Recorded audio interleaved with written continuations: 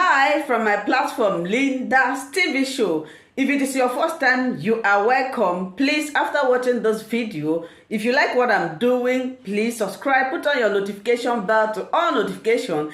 It is very, very important because it will enable you to know when I upload a new video.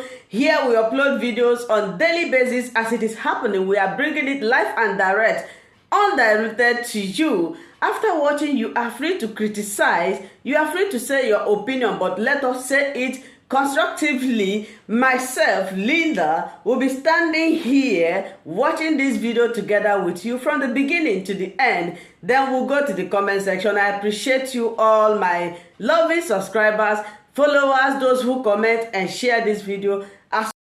Resort to ethnic, religious, and be shouting, oh, Peter campaign on religion, oh, Peter campaign on, but they are the ones doing it. I've never in any way told anybody in any church, in any gathering, vote for me based on this. I've said it, do not vote for Peter to be based because of his father is from the southeast. People voted for me on the issue of somebody being young and old. It's laughable. It's actually, we should actually stop people from being old and contest. If I have my way, if we can retire our bishops at 70, retire our professors at 70, Supreme Court at 70, it's time we put age for this our politics so that people can also retire. Because there's a reason why we say at 70, 75, people should go and rest. So let us, is these people that are saying it that are bringing confusion? Age of 40 is age where people are becoming or became president in America, the world's biggest economy, 25 trillion. And you're just 400 billion. And you're talking about age. That is the right age, the right background, the right education. So we've been talking about the presidential election.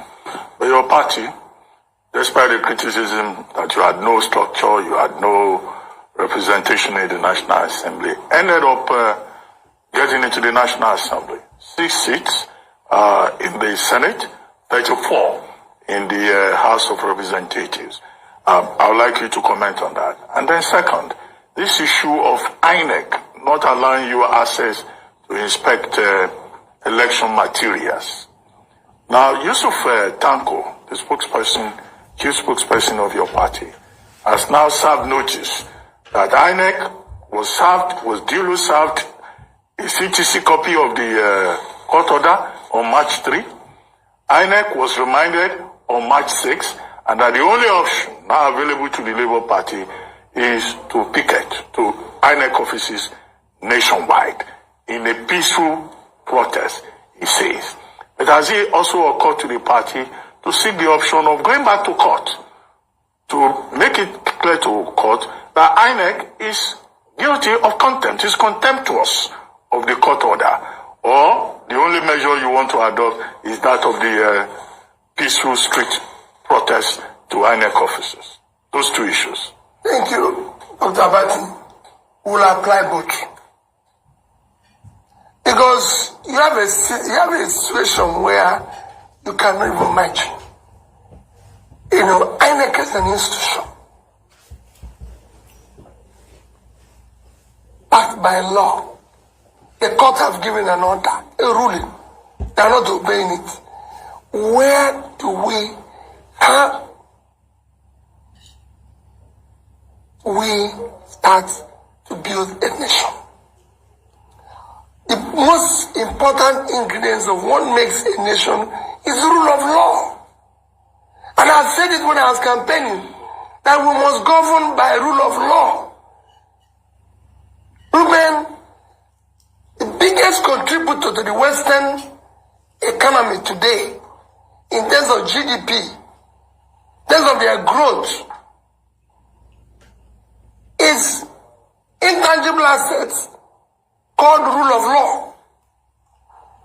The reason why people want to live in America, in Britain, in anything, is not because things that happen here don't happen, but because if it happens, you can seek redress in court and it will be obeyed. It's because if you call police, it will nothing else. Nothing else. I have somebody who told me an interesting story. He said he had a wife in Nigeria, and he would shout at his wife, do whatever he likes, and then suddenly something happened and he went to the UK and he shouted and the wife called police. And police came and he was still shouting in front of police, and the police told him that he shouldn't come near one mile radius of his house because of the way he's behaving. You didn't remind them that he paid down as a Nigerian. He told me, said, all he wants is to go back to Nigeria with his wife. Why? There's law and order. And that's what we are lacking here. Ruben, we must live in a society that is organized. Today, with the way Nigeria is, considering how bad things are economically, what the world expected of us in 2023, there was so much expectation, is to have free, fair, and credible election where the new government will come to start. When you talk about people say low-hanging fruit. The number one low-hanging fruit here is to start governing by rule of law. If you start it, you start changing this country. And that I'm committed to. And I'm urging INEC to please help the country. The image of the country today has certain importance in Committee of Nations is being put into question by all this rascality. National Assembly elections.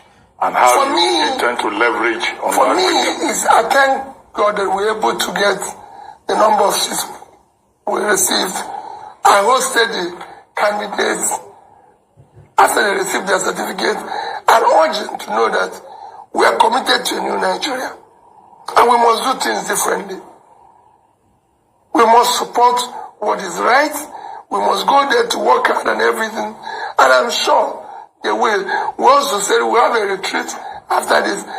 Ruben, the things we need to do going forward for Labour Party, for them, we need to build a democratic institute that will be able to teach people what their job is all about and what they're expected to do. It is not just you've won the election. It is now time for you to be part of the confusion that exists, to make it transnational.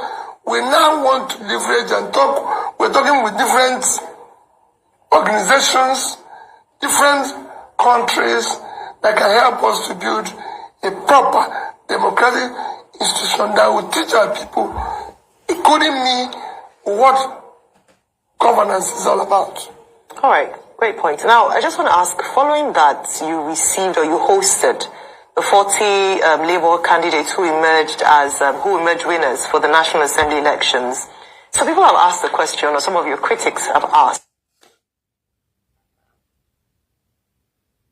not the same process as with the presidential election, because you're saying that what you're going to court for is to challenge the process by which the president-elect was declared winner.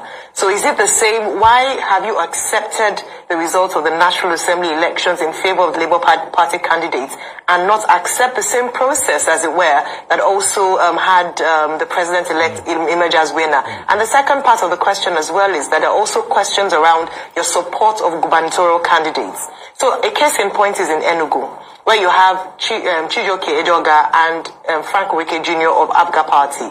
There seems to be some, lack of agreement in your party as to who to support in that state. I'd just like you to clarify that today.